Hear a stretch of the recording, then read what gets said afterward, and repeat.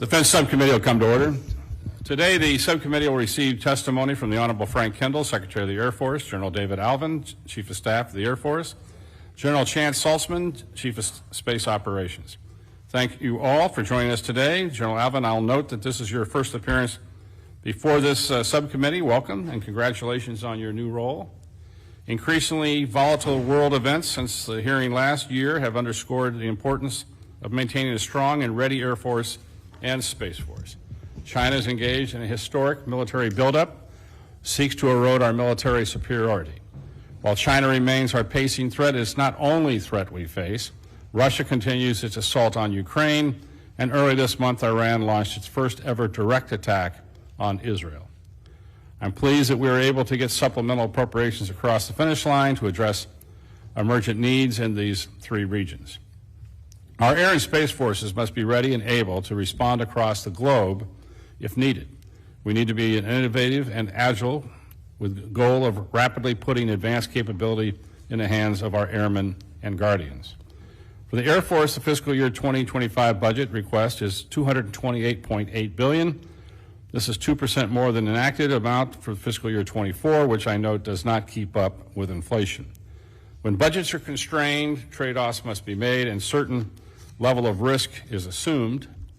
Today, we will discuss your proposed trade-offs in a constrained top line. One area that gets a lot of attention is the divestment of aircraft, and this budget proposes significant divestments. On one hand, older airframes are less suited for modern missions, expensive to maintain, and parts are at a premium. On the other, quantity has a quality unto itself, particularly in a perilous security environment. I understand that you have to prioritize to your constrained top line, but we need to understand the capability gaps this will create and your mitigation plans. We also need assurance that your bet on modernization over sustainment will yield success. And unfortunately, the track record is not encouraging so far. Just last week, we were notified of a Nunn-McCurdy breach for the MH-139 Grey Wolf. This follows the Sentinel's Nunn-McCurdy breach. We need to understand the implications of both of these breach reviews for fiscal year 2025 and beyond. I also hope to hear how the Air Force plans to address the acquisition delays and mitigation plans to ensure there's no capability gap for the warfighter and the F-15EX, T-7, and E-7, to name just a few particularly of all of our concern. On the bright side, I'm pleased to see that the Air Force continue to prioritize investments into B-21 and next-generation air dominance aircraft, especially with the recent down select of the Collaborative Combat Aircraft, two companies, one of which was founded just a few years ago. For the Space Force, the fiscal year 2025 budget request is $29.4 billion, which is effectively flat funding compared to last year. Factoring inflation, this is a real dollar cut. In fact, the projected budget for Space Force remains flat at this amount over the next 5 years. Budgets are obviously tight. However, given the increasing reliance on space capability and plans to pivot some missions from aircraft to space, I'm skeptical that a flatline level budget is credible to deliver all the capabilities needed. I'd like to know where you choose to take risks in the space portfolio in this year's budget. This committee expects programs to be well managed. One of the key reasons for establishing the Space Force was to bring a focused discipline in delivering capabilities on schedule and within budget. The Space Force continues to work in progress in this regard, I should say, especially when it comes to delivering ground systems and user equipment. For example, the Global Positioning System ground control system is more than $3 billion over budget, more than 7 years late, and still has not been delivered. Further, your own assessment identifies the Space Command and Control Program and the family of beyond line-of-sight terminals as another challenging program that fail to meet schedule milestones and will be delivered late. The pattern is clear. The problem with space is on the ground. I hope to hear your plans to ensure ground systems keep pace with the satellite developments. On a positive note, I continue to be impressed with the progress of Space Development Agency and their rapid development to acquisition process. This committee is willing to give the Space Force resources to take risks and pursue new approaches when warranted. and SDA has lived up to its investment so far. I think we can agree that there are challenges that need to be addressed, but I also know that the devil is in the details, and it matters how things are being addressed.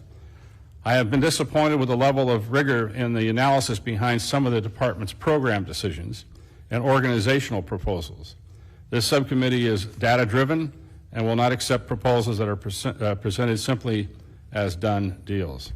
Another area of concern is the innovation in rapid fielding accounts, which has been a focus of mine. The request for AppWorks is $20.5 million, a substantial decrease from the last 2 years. AppWorks and SpaceWorks are critical to the defense innovation ecosystem, essential to expanding opportunities of non-traditional defense companies and increasing use of commercial technologies.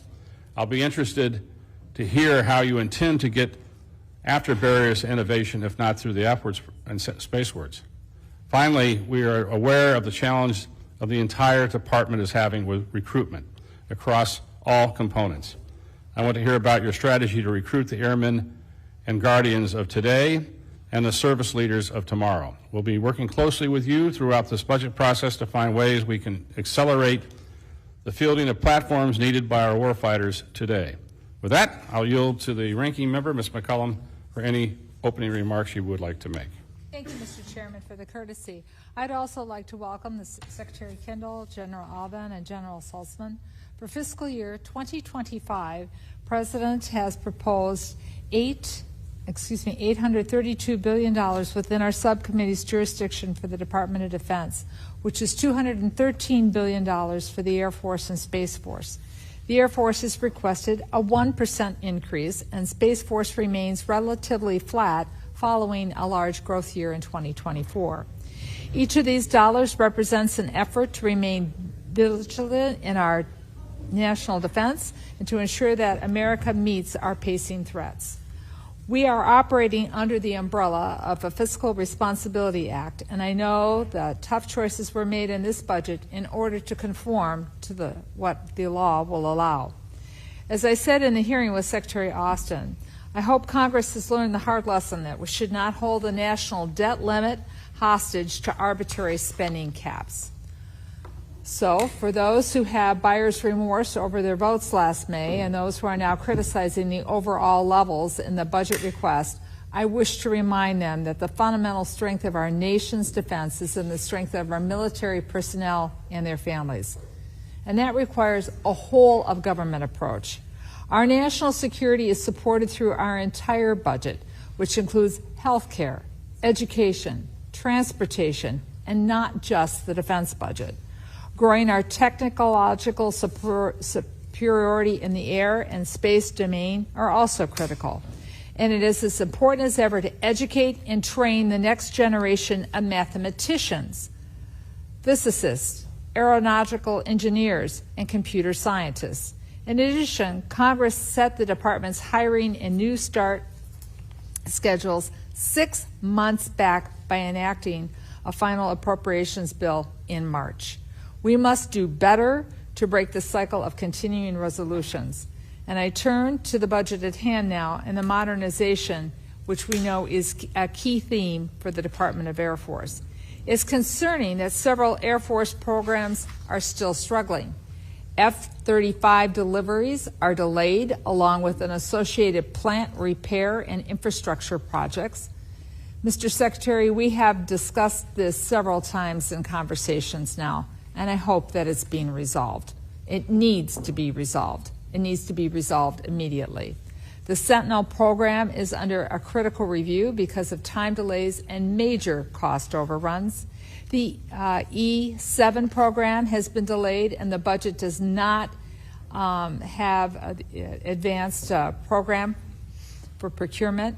At the same time, the Air Force is proposing fielding new capabilities and required complex technology development along with it. For example, I have to ask, how can we be assured that programs to support long-range kill chains will be a success when the Air Force continues to struggle with the existing programs of record? I'm also concerned about the state of the Air Force's infrastructure. It's deficient, and it does not seem to be a high priority. We've discussed sinkholes at Vandenberg Space Force Base, the deterioration of runways, the early warning radar stations in Alaska.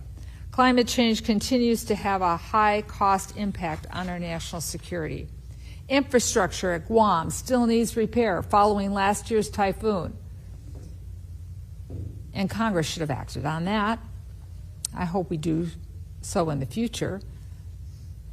But most importantly, our service members need all of us, Congress and the Department, to do a better job working together to provide and maintain infrastructure necessary for them to be able to even do their jobs. Mr. Chair, as I close, 10 days ago we had a series of overwhelming bipartisan votes on the components of National Security Supplemental to support Ukraine, Israel, and the Indo-Pacific. I hope that that will serve as a model for improving appropriation bills and getting them approved expeditiously through 2025, because, as you pointed out, we don't have time to waste. Gentlemen, I thank you for your service to the country and for appearing here today. With that, Mr. Chair, I yield back. Thank you, Ms. McCollum.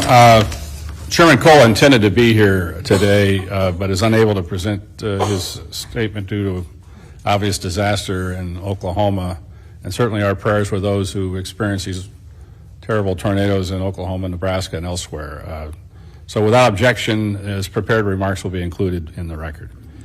I'll now recognize Ranking Member DeLauro for any comments she may like to make. Thank you so much, Mr. Chairman, and a thank you to you and to Ranking Member McCollum for holding the hearing on the 2025 budget for the United States Air Force and the Space Force. I want to thank our witnesses, Secretary Kendall and Generals Alvin and Saltzman, for appearing before the subcommittee today and for your dedicated service to our nation. You keep the nation safe, you keep our airmen and women and guardians safe, and you ensure our allies are supported wherever democracy and freedom are threatened around the globe. Through the fiscal year 2025 budget, Congress has a sacred duty to ensure the Air Force and Space Force have the resources to fulfill its mission, to keep our country secure and ensure our service members are protected and well equipped. The President's 2025 budget supports our brave airmen and women, guardians, their families with a 4.5% pay raise, furthers initiatives to improve access to health care and child care while addressing housing and subsistence needs. This is the full compensation package that our service members deserve, and we need to deliver on all of those components. In the President's request, the Space Force budget is relatively flat, following a large growth year in 2024. Meanwhile, the Air Force has requested roughly $3 billion more than last year. I would be remiss if I did not point out that the combat rescue helicopter is not included in the request. This helicopter is still flying a critical mission, and Congress supported this mission in the final 2024 bill by ordering an additional 10 helicopters to maintain production. I will continue to support this program and hope to hear more about the Air Force's plans for maintaining a strong combat rescue capability. I'm also interested to hear today about how the forces plan to balance their modernization efforts with management of existing programs. Additionally, I want to hear about how the Air Force and Space Force are addressing recruitment issues.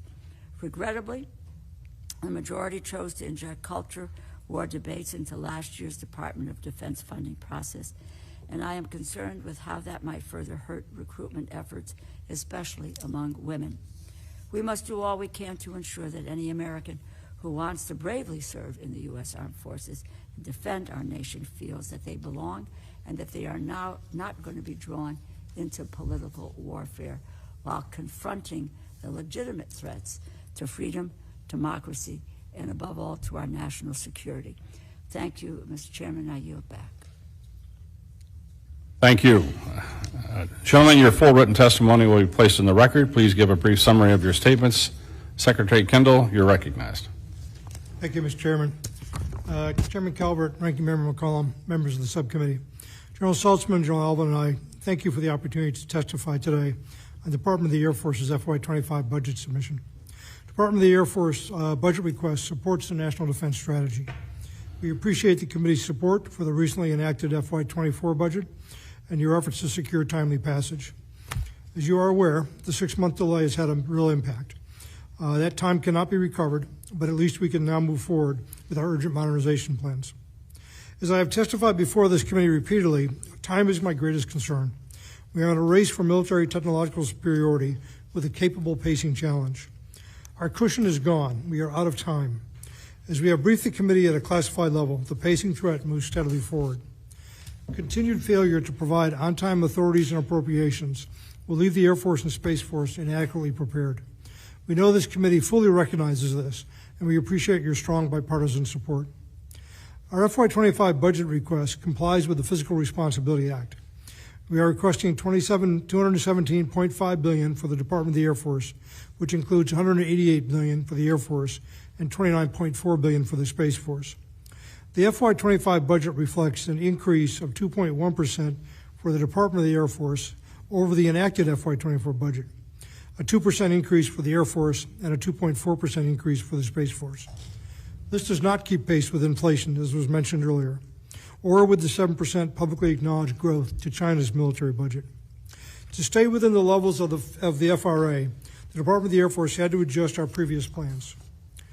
The DAF 25 budget seeks to preserve the momentum behind our modernization efforts, particularly the work on operational imperatives that we initiated and that this committee supported in FY24. In order to preserve modernization, we have marginally reduced procurement, and we have sustained our foundational accounts at levels we deemed acceptable, but no more. Because the Space Force budget is dominated by research and development accounts, we have had to marginally reduce the pace and scope of our Space Force modernization programs. Our first priority in the National Defense Strategy remains defense of the homeland, which the Department of the Air Force primarily supports through investments in domain awareness, air and space defense, early warning, and cyberspace defense programs. Our second priority is to deter strategic attacks against the United States, our allies, and our partners. The Department of the Air Force FY25 budget request prioritizes nuclear modernization to maintain a safe, secure, and effective nuclear deterrent. Notably, the Sentinel ICBM program has experienced unacceptable cost and schedule increases and is currently undergoing a non-McCurdy review. The Department of the Air Force will work closely with the committee as that review reaches its conclusions. Third national defense strategy priority is to deter aggression and be prepared to prevail in conflict when necessary. The Department of the Air Force needs immediate and significant capability modernization to keep pace with the growing military capabilities of the PRC. The Department of the Air Force operational imperatives and the closely related cross-cutting operational enablers continue to guide our modernization program. The FY25 budget request includes $6.1 billion for these efforts. Finally, the fourth national defense priority is to build a resilient joint force and enduring advantages.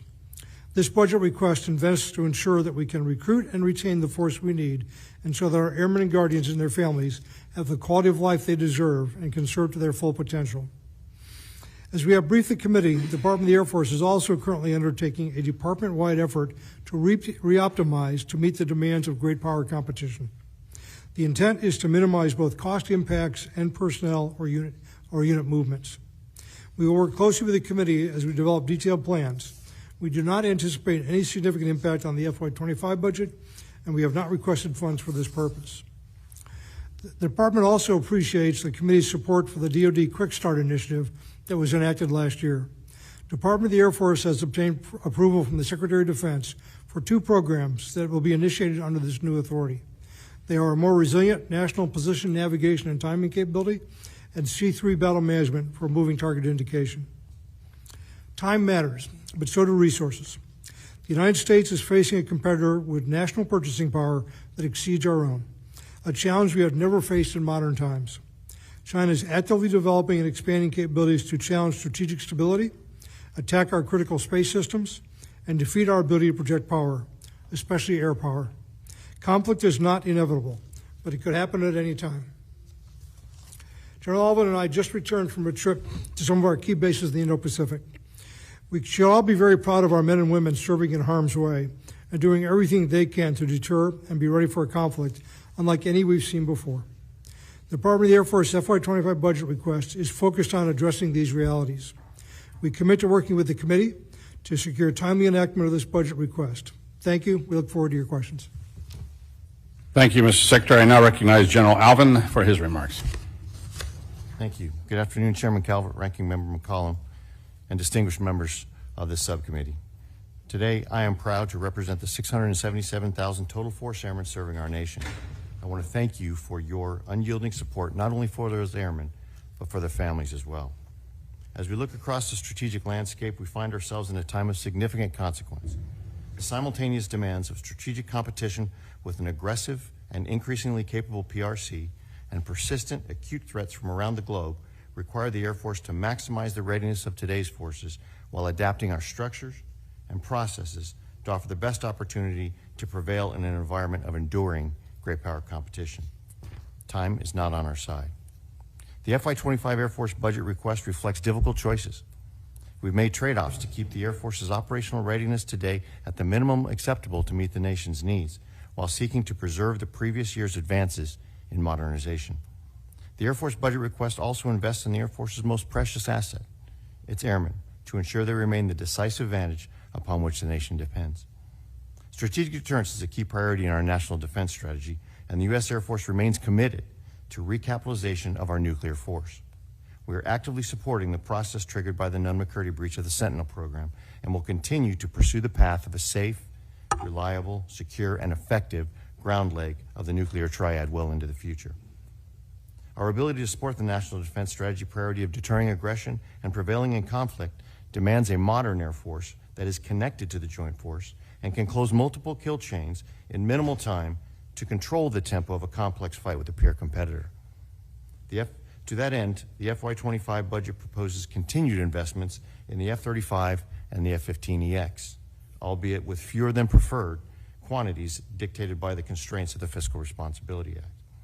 We remain committed to the Advanced Air Battle Management System of the NGAD family of systems, particularly the Collaborative Combat Aircraft, which will allow the Air Force to deliver the affordable mass required to be effective against a very capable PRC. We're also committed to building forward basing that is resilient enough to enable continued sortie generation even while under attack. To arrest the decline in our readiness, we have proposed modest increases in investments in flying hours and weapon systems sustainment to support them, while prioritizing investments in critical physical and cyber infrastructure. Our airmen are and always will be the deciding factor in any conflict our Air Force faces, and we are committed to their health, development, and quality of life.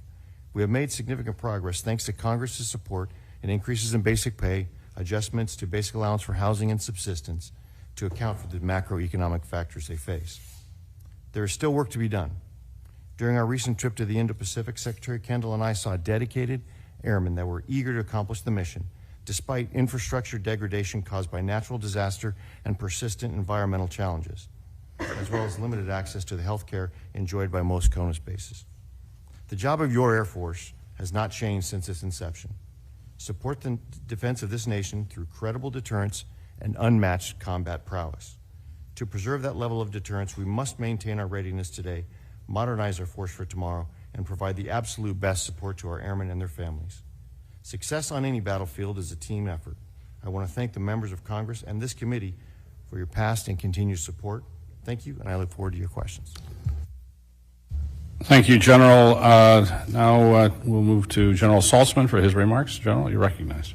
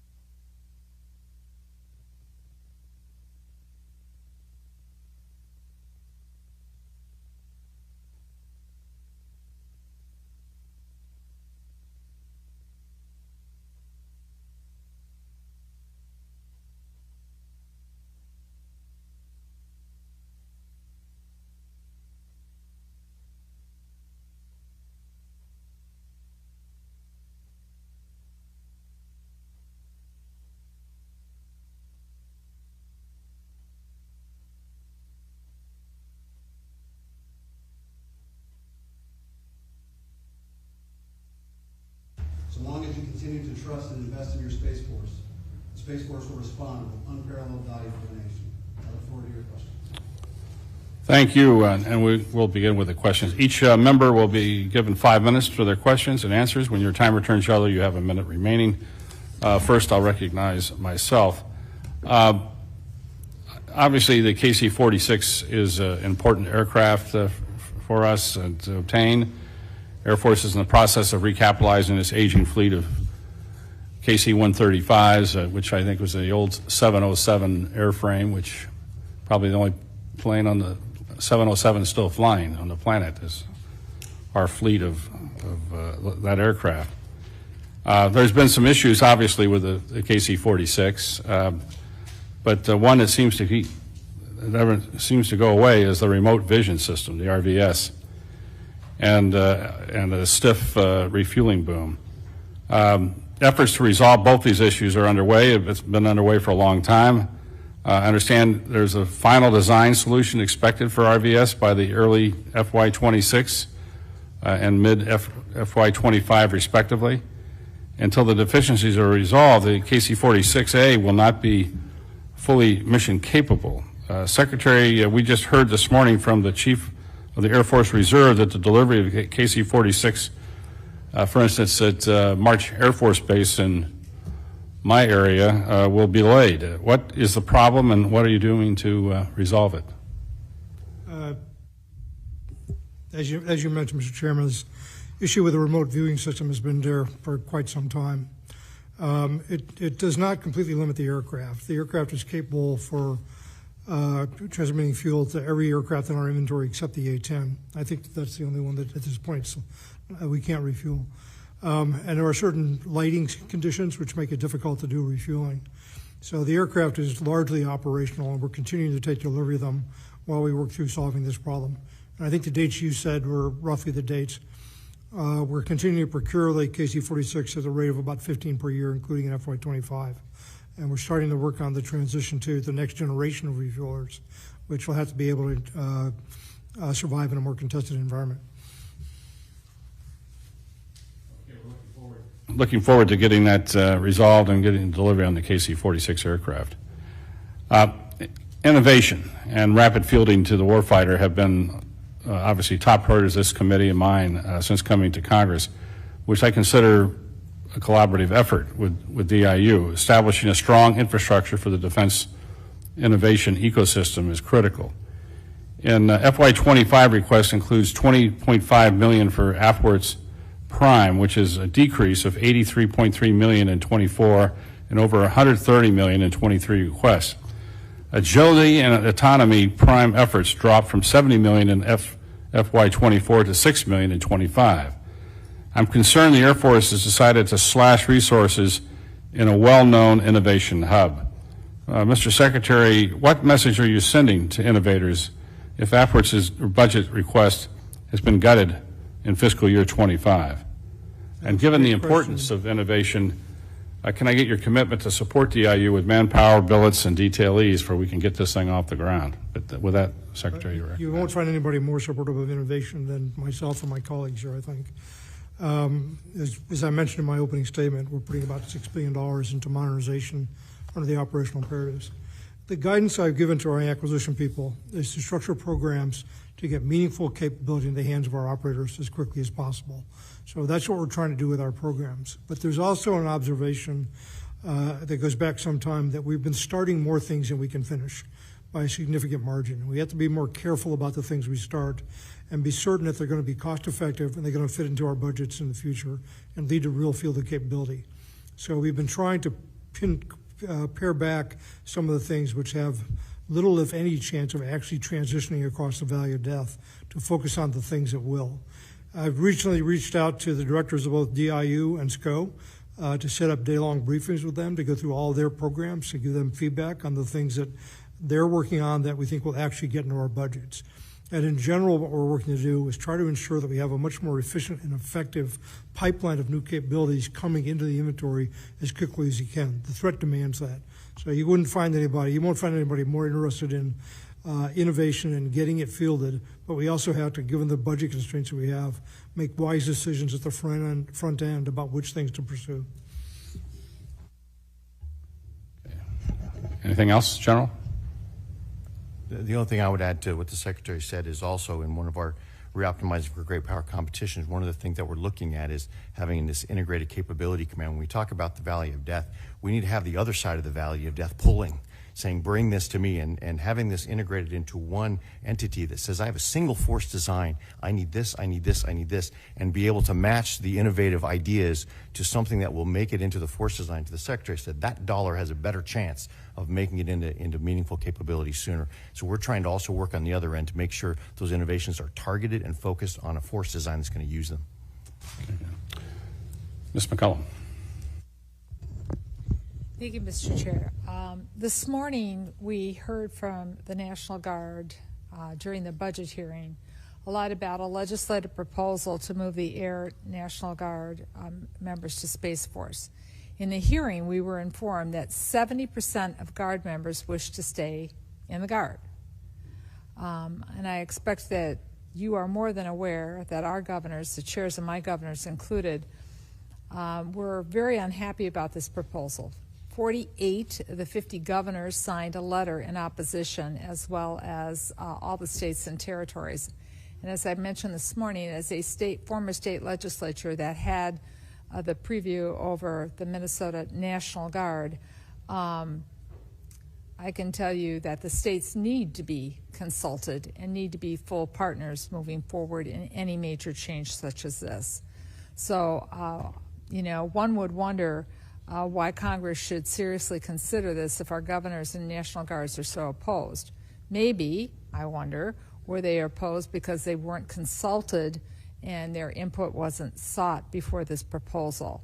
So right now, this morning, it would appear that this would be dead on arrival. And the creation of a Space National Guard might not be the most cost-effective idea either. In fact, the Congressional Budget Office said in 2020 that the estimated one-time cost of $400 to $900 million for additional facilities in each state, and then anywhere from $385 to $490 million in annual operating costs. So I know the authorizers are looking at that. This is their preview. I look forward to their decision, and then we'll work with them as finding funding as they move forward. So we had the conversation this morning. I thought it was only fair that you hear what this committee had to say. What I want to ask you about, though, today is cancer rates. Last year, we discussed about the high cancer rates in pilots and ground crews. Air crews and members had an 87% higher rate of melanoma and a 39% higher rate of thyroid cancer. Men had a 16% higher rate of prostate cancer. Women, a 16% higher rate of breast cancer. Overall, air crews, 24% higher rate of all types of cancer. In addition, ground crews had a 19% higher rate of brain and nervous systems cancers, 15% higher rate of thyroid cancers, 9% rate higher of kidney or retinal cancers, while women had a 7% higher rate of breast cancer. Now, a new 2-year Air Force study has found what appears to be a higher rate of brain and spinal cord cancer among children of service members at Cannon Air Force Base in New Mexico. The Air Force has been saying that the 3 incidences of the rare cancers are not statistically significant.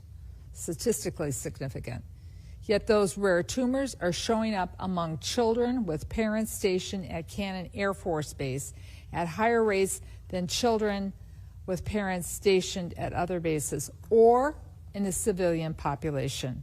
And of course, the Air Force is still investigating cancer concerns among missilers, nuclear missile maintainers, and support staff.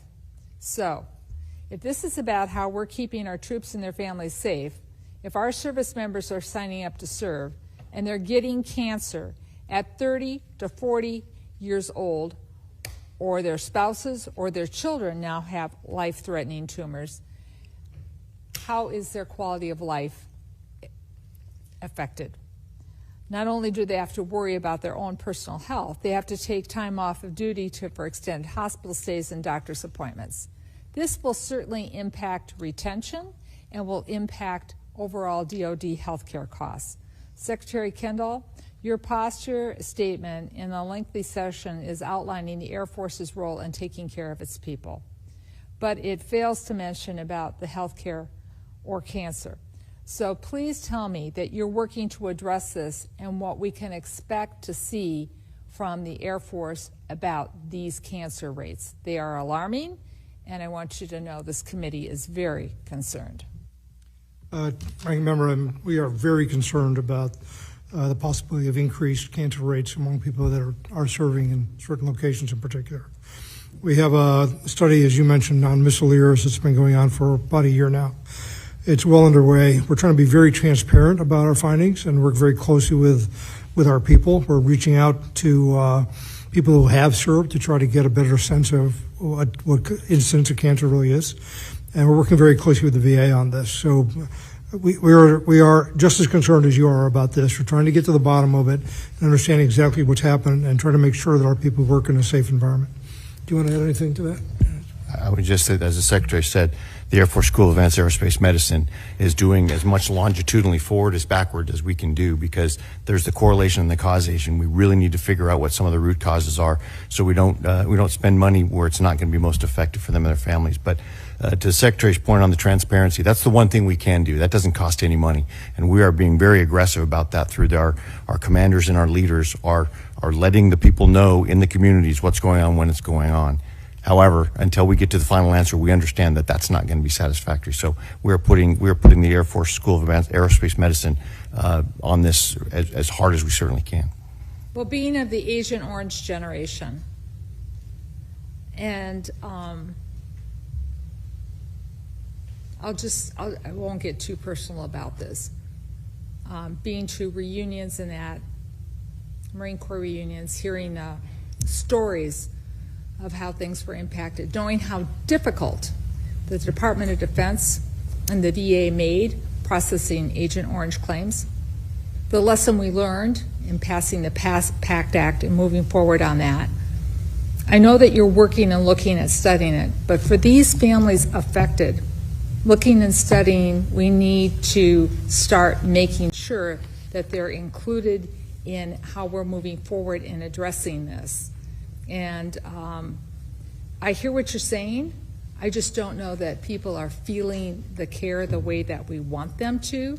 So would you keep the committee informed on a quarterly basis where you are on this? If you need more funding, more resources, we have to work with the NIH. We have to do whatever we have to do.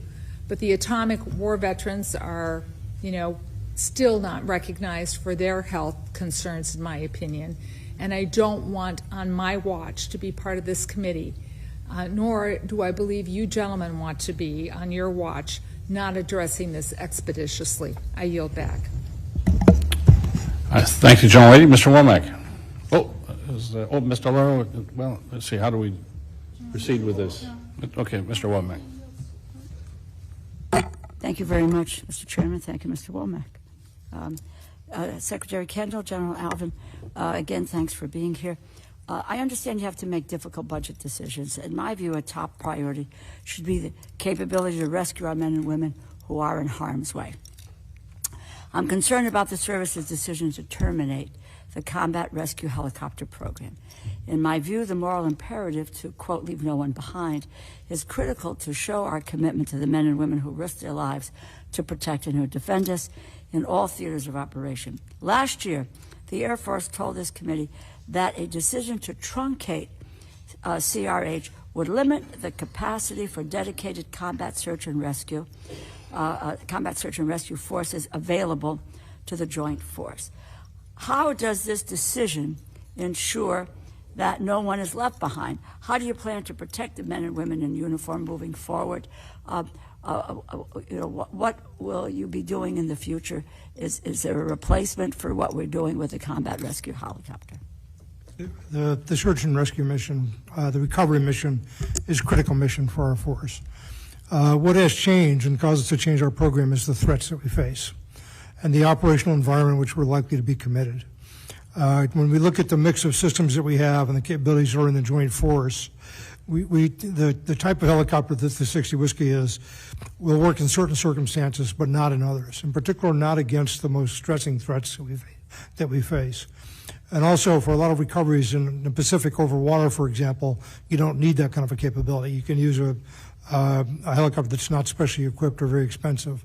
So we're looking at the mix. We think we have acquired enough of the 60 Whiskeys that we'll be able to do the mission where it's the appropriate tool to do it. And we're starting to look at more survivable ways to do recoveries and to provide airmen the chance to survive in other environments, particularly more contested environments. I'll let General Alvin add to that if he wants to. The Secretary really covered just about all of it. We're not only looking at our joint partners who do have additional capabilities, but also our allies and partners in the environments in which we may also need them, which is when we think about the European context, we do believe that between our joint partners and our allies and partners who have that capability, we would be able to have enough capacity sufficiently. But the Secretary really nailed it. And when we talk about the Indo-Pacific theater, it's a different ballgame, and we have to understand how to get there over vast distances and try and survive. We have our folks at the Warfare Center doing weapons schools, integration exercise and tasks to figure out how through tactics, techniques, and procedures we can make it more survivable.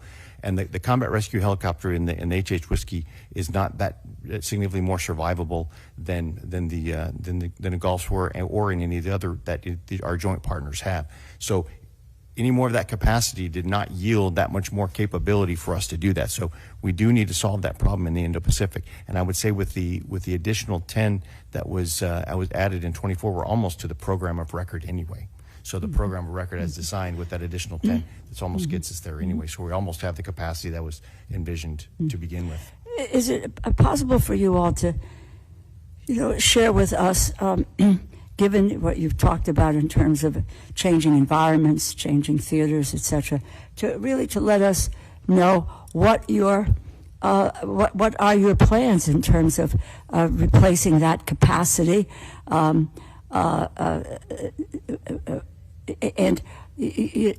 at what stage is the development? At what stage are we in that planning for the future? The Indo-Pacific is in the future, but today we're operating in the Red Sea. So it's how do we operate there? What is our capacity going to be? And and again, for the future, to let us know where that's going. But I worry about the near term versus what that future environment is going to be. Yes, ma'am, absolutely. I agree, and I would say that the Indo-Pacific is not only the future; it's approaching us rapidly. But your point about today being the Red Sea and in the Middle East, with that, we do have the capacity. Again, between us and our joint partners, we do have the capacity to meet those needs. I do. You do. Okay, I think it's important for this committee to understand and to know that is, because what we don't want to do is, I say, last year you told this committee the decision to truncate would limit the capacity for dedicated combat search and rescue forces available to the Joint Force. That was just last year. From the Air Force, yes. And so that's why we are working with our other joint partners and allies and partners. And with the addition of the additional 10% of the capacity that was added into last year, I believe we have sufficient capacity. Okay. If you can lend more clarity to that for us, I think would be helpful, at least for myself. I don't know about others. Let me just try to focus on another aircraft. And in full disclosure, it's tied to my home state of Connecticut. That's the F-35. Many capabilities with the F-35. We cannot discuss them all here in an open session. But do you know of any other tactical fighter in the world being produced that is as capable as the F-35? No. Okay. What advantage does the F-35 and the fifth-generation aircraft bring to the fight? What positive feedback have you gotten from the recent deployments on the jet, and what additional investments can Congress make to increase readiness of the F-35 fleet? Well, I would say to begin with, the F-35 offers additional survivability, an advanced suite of sensors, and integration into the fight that really we haven't seen before in modern combat. So that survivability, the lethality of it, and the ability to penetrate deep in places that other of our fourth generation aircraft can't, including the sensors and the radar that is coming. And that's why I want to say this is the difference. The F-35 we have is a good F-35. The F-35 on the horizon is the F-35 that we really need for the China fight, the one that has the tech refresh that gives us the capability to have those the future capabilities that meet the threat where it is. So it is capable, and it will defeat the threats that we have today. We continue to need the modernization and the new capabilities to meet the threat that is rapidly approaching. Let me add to that. I've been with the F-35 since its inception, and it is the best aircraft, all-around multi-role aircraft, certainly in the world, and will stay so. But it's got to get to the next set of technical upgrades. Block 4 is what it's called. And for the years I was in my previous position, we were trying to get to Block 3. The threat has not stood still, and we've got to continue to modernize and upgrade the aircraft as we go forward. And right now, the contractors are really struggling to deliver Block 4 to us. And that's our priority, is to get those aircraft. So it's one of the reasons we reduced our buy of F-35 a little bit in this budget. We had financial constraints as well, but we also are really in great need of getting that next iteration of capability out of it. So does that, for your mean additional investments from the Congress to assist that process, or is it? What we need fundamentally is for the contractor to deliver the capability that we've been promised. Yeah. What are the obstacles to getting to Block 4? They struggled with the technology, with the software in particular, but also with some of the hardware involved in this. Each major upgrade includes both hardware and software upgrades, and both have been a problem for this aircraft. And I can't go, as you said, it's classified. I can't go into a lot of details, but we can get you a briefing on the details if you'd like to see that. Okay. And some of the subsystems are struggling as well. So it's been a combination of problems with different parts of the major upgrade. Okay. Thank you. I yield back, Mr. Chairman. Thank the gentlelady. Mr. Womack. Thank you. I am so glad you brought up the F-35, because I'm going to throw a softball question at the Secretary. You know, we're not the only people going to be flying the F-35. We've got a lot of allies and partners buying it through the Foreign Military Sales Program. And after an exhaustive and very lengthy process, the decision was made to train foreign military pilots in my district, in Fort Smith, Arkansas. And I can tell all of you, the River Valley in Arkansas is very excited to hear the sound of freedom. Beginning this fall, I guess, when the Polish show up.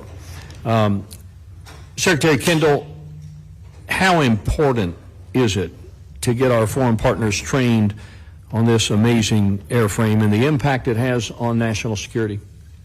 It's critically important, and I think one of the best testimonials to the value of the aircraft is that the number of countries buying it keeps increasing. We started with 7 partners, and now we've got quite a few additional people acquiring it.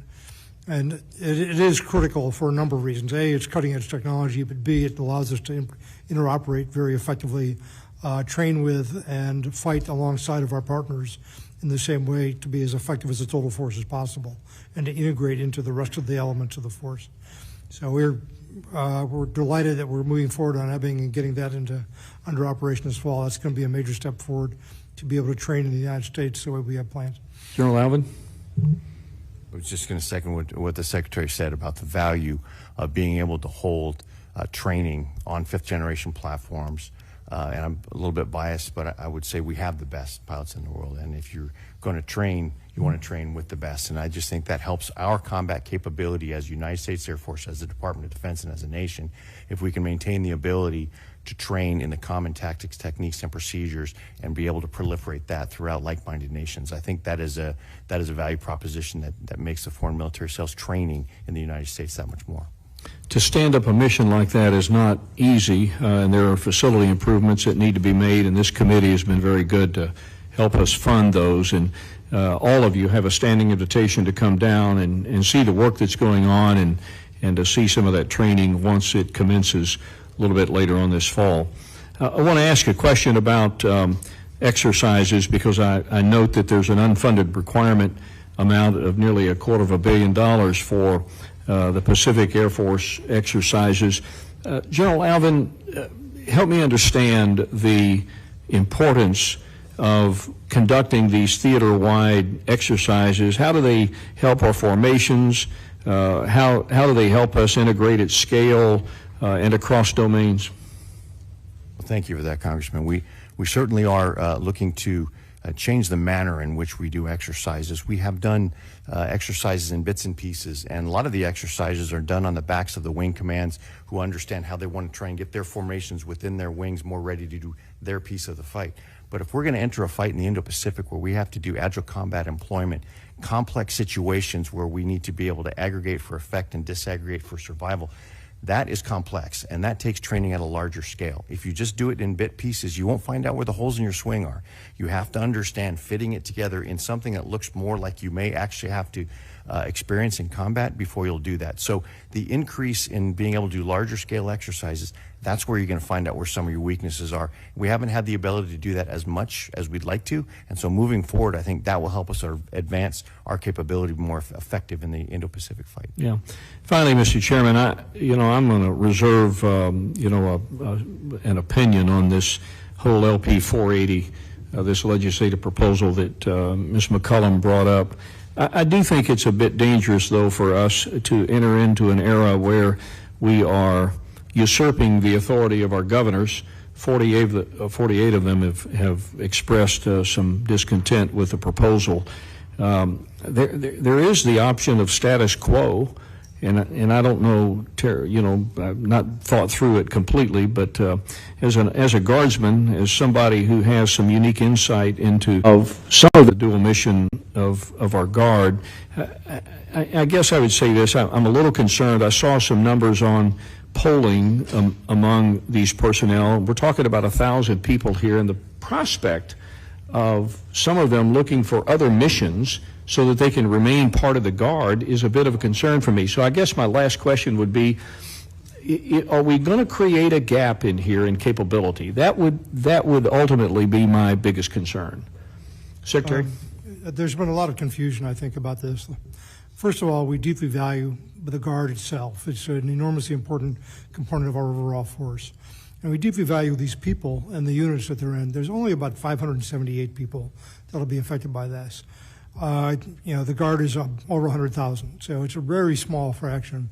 This is a very unusual situation we have. We created the Space Force, and we took people out of the Air Force and other services, and we're taking people out of the reserve component, and we're under the act which just passed last year, created a personnel management system for the Space Force so they could have full and part-time people and manage that very small force as efficiently as possible.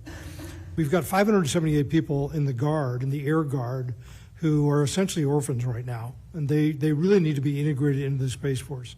The intent is to integrate them exactly as they are, to keep them in place, keep them in the same job, serving the same way, doing the same thing. So there's not going to be any change here. This is not a precedent for anything else. This is a very unusual, unique situation we created because of the creation of the Space Force. So we're trying to essentially clean up the battlefield or fix this loose end, if you will, in the creation of the Space Force. General Saltzman has a very small entity. I don't mean to say that in a derogative way, but a very important one. His mission is absolutely critical to the country. And he needs to be able to manage that force, including the personnel in that force, as efficiently and effectively and as little bureaucracy as possible. So we don't want to go in the opposite direction that the Congress went in last year of giving him the opportunity to do that under the Space Force Personnel Management Act by creating a whole new entity, or by leaving, for that matter, the people in the Air Guard, where we can work that out. We can make any of these things work if we have to, but by far the best solution is to actually integrate those people in the Space Force. And again, this is not an attempt to undo the Guard. It's a very small number of people. It's only 6 states that are affected. It's not a precedent for anything else. It's just a way to make the Space Force into the entity that it needs to be effective. Thank you for clarifying. I yield back, Mr. Chairman. Thank you so much. By the way, I've got to leave here in a minute and go meet with the City of Fort Smith Board of Directors who are here today.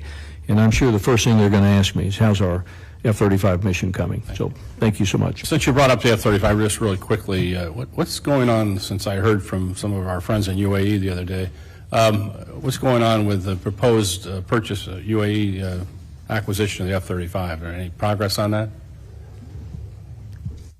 I don't have anything new on that. Let me take that before I can get back to you, Mr. Chairman. As far as I know, there's no obstacle to that I'm aware of right now. Yeah. Secretary Kendall, as you're well aware, the Air Force is having trouble retaining as many pilots because of the private sector pays so much more money, better benefits, and those type of issues. The Air Force is competing, and I don't know how they can continue to compete. So it's a major issue that we have to deal with. What are the incentives that we have, if any, that can do that? There are people that can leave the Air Force to fly and then also be in the reserves or National Guard or whatever you would call that. Have you seen any improvements over the last 2 years of this issue? And then finally, what about the percentage of pilots who leave active duty for private sector? And I've asked this before, join the reserves or National Guard. And we can get you some numbers on that. We do have a shortage of pilots, and we've been working to reduce that. The greatest obstacle to higher pilot production is the pipeline, particularly the availability of training aircraft, which are and that's one of the reasons we need to get the T-7 fielded and have a more reliable aircraft. So I've visited the contractors involved in the maintenance of the T-38, and it's a constant struggle to try to keep those airplanes flying and get people through the pipeline. We are using bonuses very effectively. The Congress just gave us the authority to increase our bonuses for pilot retention, and I think that was just put in place. And I think early indications are that that's going to be effective. We have a lot of pilots who are in the Reserve and Guard, who are commercial pilots, during their civilian lives, and then still remain in the service part-time. And that's a very effective way to retain those people as well. Do you want to add some? I would just add to the retention initiatives. We have often offered the incentives for reenlistment or retention bonuses. What we've done, though, is we've actually taken some data, and it turns out that the way we've done it in the past, sometimes we asked those who are eligible for it maybe within a year or a year and a half of when they're making or when their sort of commitment is up. And we found out after lots of surveys that they may have already sort of made up their mind by that time. So in working with Congress, this new incentive program allows us to actually request it earlier, and they can help shape their future rather than be shaped by a decision at the last minute. And we also find that it's not just about the pay for them. There are opportunities where, depending on where they are in their life, with their family, the opportunity to perhaps get a preference for getting stationed somewhere or not moving, that's an alternative for them. They value that over the actual financial incentive. And so we're starting our second year of doing that. So we're doing longitudinal analysis. As the Secretary said, the early returns are good, but we're finding out that we can just find more creative ways to meet them where they're at. And it's not just about the dollars and cents because they love to serve. We're going to continue to seek those to be able to maintain the retention. I will add that while we do have retention issues, we are still filling 100% of our combat cockpits. Those are being filled as well as our training. We're taking the risk and mitigating is in the rated staff positions and some of the other, but we still do need to plus up and retain as many of those pilots as we can. Well, on the other hand, there's also a training backlog for pilots. What are the root causes of this backlog, and how are you addressing it? And what additional resources do you need from us? Well, thanks, Congressman. As the Secretary said, it really has been getting them through the pipeline because of aging aircraft. So the T-38, much older, and we had issues with the J-85 engine. And as the Secretary said, getting that T-7 here as soon as possible with the aircraft that we need is really what we're focusing on with the contractor. We also are looking at new ways of doing pilot training and understanding ways that we can get them through the pipeline faster. And those are things like if you have a multi-seat aircraft where it's more like what the airlines do as far as the training, you can do more in the simulator. If you can do more in the simulator, you can preserve the pilot's time, fewer aircraft hours. So we are seeing those. We're seeing gains there, but unfortunately they've been masked by the supply issues and supply chain issues that are limiting the availability of the aircraft. So if we can get through those supply chain issues, I think that's where we're going to see the fruits of the labor of these other initiatives that on their own are increasing the number of throughput pilots that we can get. You're back. Thank you, gentlemen. Mr. Anderholt. Thank you, Mr. Chairman. Just want to mention, that Congress has remained troubled about the how Space Command location was selected. And as you saw the language in both the NDAA and the FY24 budget, Ms. Secretary, just wanted to get your commitment that you will continue to follow congressional intent as expressed by the laws that we passed, and especially let the independent investigation run their course on this. Obviously very familiar with the issue, Congressman, and we will certainly follow the law and cooperate with the investigation that's underway. Thank you. I appreciate that. And let me ask about the space access, mobility, and logistics. In a recent testimony, General Saltzman, you to the Senate Armed Services Committee, you talked about $20 million in this year's President's budget for space access, mobility, and logistics, and said the funding would be used, quote, used to study and figure out if there's military utility for much-needed capabilities like in-space refueling. According to public reports, China has already found utility for in-space refueling, and they've demonstrated this capability in 2021 and 2022 and have integrated lessons learned into military doctrine. So would it be accurate to say that the DOD is going to study a capability that our adversary is already executing? And could you talk about that? Yes, sir. Thank you for the question. I have two things to say on that. One is we are evaluating the military utility. As Secretary Kendall mentioned, we want to make sure that our S&T budget goes as far as we possibly can, and we want to make sure if we're going to pursue a technology, there's a pathway to fielding an operational capability. So that's part of the assessment. But then from a mission standpoint, we're rapidly trying to shift from large satellites in geosynchronous orbit whose lifespan requires them to have a lot of fuel where refueling could be valuable. We're shifting from that kind of architecture into a proliferated low Earth orbit set of constellations. We're talking hundreds of satellites, much smaller and more easily to replace. So the idea is that you wouldn't need to refuel them because you're trying to replenish that that proliferated constellation on a more frequent basis.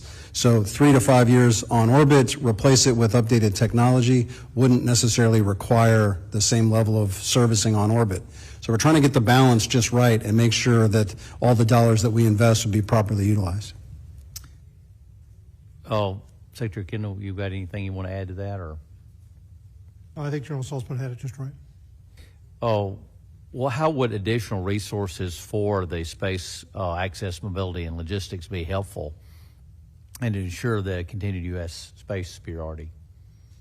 Well, one area, of course, is the launch infrastructure. A lot of this comes, when we talk about space access, mobility, and logistics, one of the key pieces is space lift infrastructure. And the dramatic increase of commercial launches at our two primary launch locations at near Cape Canaveral, at Patrick Space Force Base, and out at Vandenberg, that's taking a toll on its infrastructure, and we need to recoup that and keep that up. So that's keeping that infrastructure current and capable of supporting the ops tempo is going to be a primary resourcing concern. Okay. I'd just add to that the biggest, and General Saltzman should comment on this too, our greatest regret, if you will, and the constraints that we had this year was we couldn't move forward more quickly on counter space capability in particular. Our pacing challenge is fielding a number of systems that threaten the joint force and that essentially are targeting assets like aircraft carriers. We need to have the capability to do something about those assets so that they can't provide that targeting service to the Chinese military. And that would be the highest thing on our list of things that we aren't able to move forward as quickly as we'd like to on. I see my time's going out. I yield back. Thank the gentleman, Mr. Case. Thank you, General Saltzman. Your budget came to us at a reduction of 2% after, of course, 4 years of significant growth, but we would expect that growth given that you're 5 years old. So we're trying to obviously ramp up as fast as possible. And although I guess you could say a 2% budget reduction is, well, thanks for that, because we got a lot of demands, still it begs the question of what risks we're accepting in your trajectory to get you there as fast as possible. Now, I understand that, I mean, the reason advanced really for the budget reduction has been a lower pace of space launches, which, and one of the questions is what kind of risk does that present? But I also just took a look at your unfunded priority list, because the real concern here is that in a budget pressured environment, where the real consequences is being taken is in some of the baseline infrastructure. So, staff training, infrastructure capability, MILCON, training facilities, exercises. So, and I did, your UPL list does have some of that. It looks like some MILCON, some training exercises. So I guess my real question is, other than for us to just say okay to the 2% reduction, I mean, what are we actually doing here? What is this going to do to the direction you're trying to take? Because we're trying to get you to somewhere as fast as possible. Well, I think you got it just right, and I think Secretary Kendall mentioned the biggest regret, of course, is the lack of counter space capabilities. And so the budget includes a pretty substantial investment in this shift to more resilient architectures. So we're on a good path there. It has good investments in operational test and training infrastructure. So I like the idea of training our operators against the thinking threat. What I'm most concerned about is how fast we're able to put those counter space capabilities to hold at risk the PRC targets that Secretary Kendall mentioned, the ones that can, it's space-enabled targeting of the joint force. That's the biggest concern, and what this budget needed to do was slow that acquisition down. So the programs are still there. We're still making progress. We're just not putting it in place as fast as possible. Okay. I'm sorry, Secretary, anything to add? No, it's Okay. General, just some of the same questions to you, just in terms of your budget and taking a look at your unfunded priority list. Mr. Womack, I think, talked about your exercises. You're not adding some exercises in PACAF specifically in the agile combat space that you would otherwise want to do, right? But the one that really kind of, and you've got a MILCON of $1.115 billion, and I think we all know that your MILCON is a huge gap right now, especially if you take a look at your agile combat plans out in the Pacific. You just saw that again. The one that really struck me when I took a look at it was spare parts, $1.566 billion, and it says here funds single spares restock for aircraft projected to be grounded due to a lack of spare parts. I mean, that sounds pretty serious, actually, to me, to be in a UPL list, number one. And then number two, we've had a lot of discussion on the committee about just basic, industrial base ability to produce. Is this an issue of a supply chain disruption, or is this the parts are available, but we just don't have the money to buy them? Congressman, I think it was more of the latter. But the Department of Defense did put an emphasis during the budget submission and the contemplation about readiness. So I did not want this committee to believe that the DOD ignored readiness. But what happened is this year, as we looked at some of the continued erosion and we looked at the strategy that we talked about, I went to our Air Force Material Command Commander and our A4 and asked them to do a sprint. Let's deep dive into some data-driven analysis that can drive from inputs to outputs, where you can say, if I put $1 in here in this spare part, what can it deliver out there? And we have really just developed the data platforms to be able to do that with rigor. And so that happened during the summer and the fall, and we focused on aircraft and weapon systems that we had more control of all of the organic aircraft, the C-130s, the B-52s, those where we had a lot more control over that entire supply chain process and the supply parts where we could visualize throughout the system.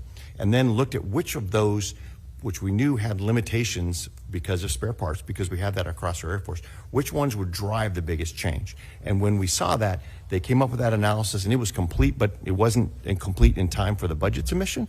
My sense is if it had been done earlier, I would have gone to Secretary Kendall and said, maybe perhaps we could put this in. But when I saw the potential output, it didn't seem like I could wait another year for the next budget submission. So it really was a matter of sequencing, because we didn't want to just put in a wedge and say, give us more money for parts. I wanted to be able to have some specificity to show the drive, the input to the output. output. And I feel like we had confidence enough to where I could submit that in my unfunded priority list because I would rather not wait another year to fight in the submission. Okay, thank you very much. Thank the gentleman next to Judge Carter.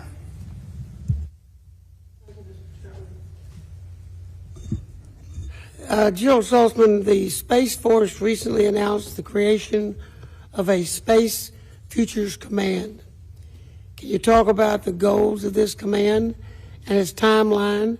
And can you give us examples of what types of missions this command will look at? Thank you, sir. I appreciate the question. The Futures Command came out of our analysis associated with optimizing for great power competition. And we became aware of the fact that while there was a lot of disaggregated activities across the entire force and the entire department, quite frankly, associated with trying to build the force that we're going to need in the future, it wasn't coherent enough so that we could understand what the second and third order effects of any one decision were. So what Futures Command does is it aggregates all those capabilities together. It will look at operational concepts, which technologies will be most likely to be used against us or that we can leverage against future threats. What are the missions that are going to be expected of us in the future? It will evaluate all those operational concepts, wargame them, do tabletop exercises, do some experimentation to validate those concepts, and then finally do the real hardcore data analytics that results in a force design so that we can build the requirements and buy the kinds of capabilities that we know we're going to need in the future. All of that would fall under one field command. And when do you expect to stand this up? I'm hoping that from a process standpoint, later this summer, early fall, we're actually working through the processes. It's going to take me a while to put a command structure in place. There could be a basing decision, and that'll take a little more time to put in place.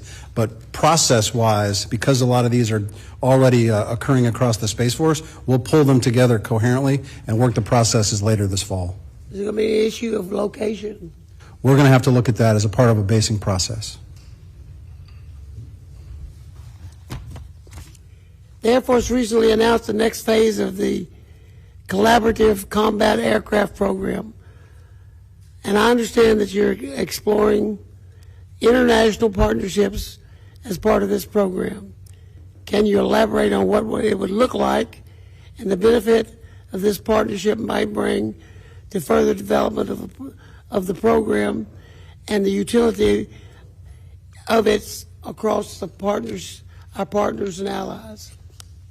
The Collaborative Combat Aircraft Program is the uncrewed, companions, wingmen, if you will, to command aircraft. Started out as a companion for the next generation air dominance platform, but also could be used by an F-22 or an F-35 or an F-15. And we just down selected, as you mentioned, Congressman, to 2 companies for the first increment. The way the program is structured, it has multiple increments. They're about 2 years apart. And the first one will go quickly to production. We expect to have those aircraft in production within the next few years and have deliveries before the end of the 5-year plan. They're going to allow us to learn a lot. They'll give us an operational capability. I mentioned earlier that we're trying to make sure we field meaningful operational capability as quickly as possible. So that first increment will give us some degree of capability. There'll be a second increment coming along a couple of years behind that one.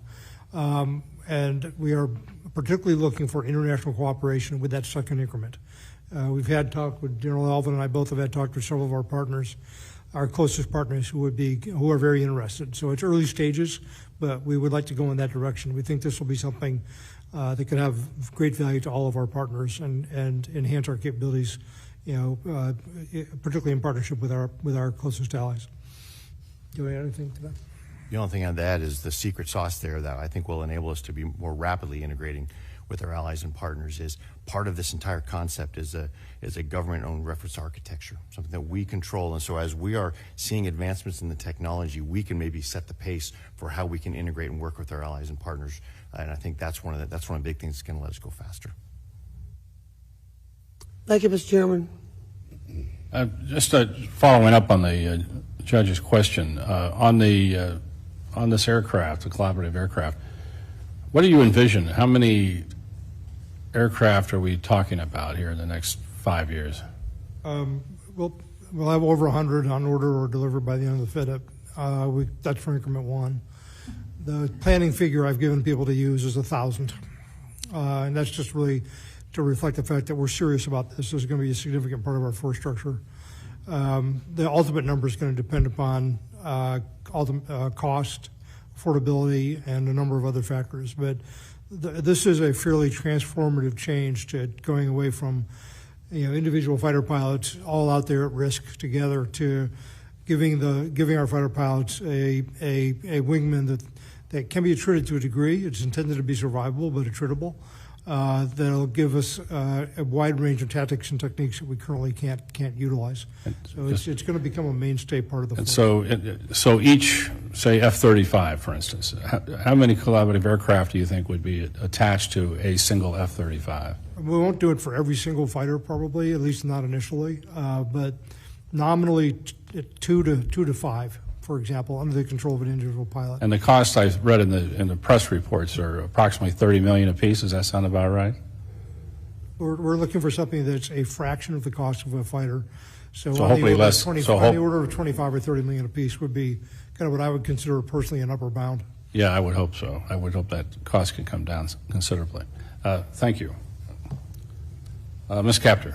Thank you, Mr. Chairman, Mr. Secretary, Generals, welcome, and to all your staff, thank you for the patriotic job that you all do. I wanted to go to General Alvin first, if I might. What is the Air Force learning from the Ukraine theater and operations there that would inform our posture toward future flight and future fights? Thank you. And I hesitate early on to talk about lessons learned. We certainly want to learn what we can, but understanding the context is important. I believe that there are a couple things. As an airman, it reminds me that I don't think you want to fight without some level of air superiority, because that's where we are right now, and that's painful for both sides. But I think the advancements in the UAVs and the drones and what that means for a change in the ability to retain air superiority long enough to be able to have those the overall combat objectives is a little different depending on where you go. We want to make sure that even though we have massive swarms of drones, that works in the European theater. When you have a different theater, you have to think of a different context because there's much more range, and so you wouldn't be able to use them the same way. But I think that the idea that the electromagnetic spectrum may be one of the biggest lessons. That still matters more than we did before, because the ability for those crewed or uncrewed aircraft to be effective in there really depends on how well they can defend against, they can jam against or defend against jamming and survive in the electromagnetic spectrum. That and the innovation that's happening within the conflict are things that we need to be prepared for. We need to solve for agility to make sure that we can adapt to those maybe lower cost but asymmetric capabilities that pop up early in wartime. Thank you very much. Let me ask any one of you if the boards of education that I represent across northern Ohio and our community colleges wanted to connect to any of your cyber training or cyber possibilities for younger people that holds a potential for recruitment as well as workforce development on the private side. If we have interested teachers and their students, who do we contact? We'll get you someone to talk to about that. We're very interested in that.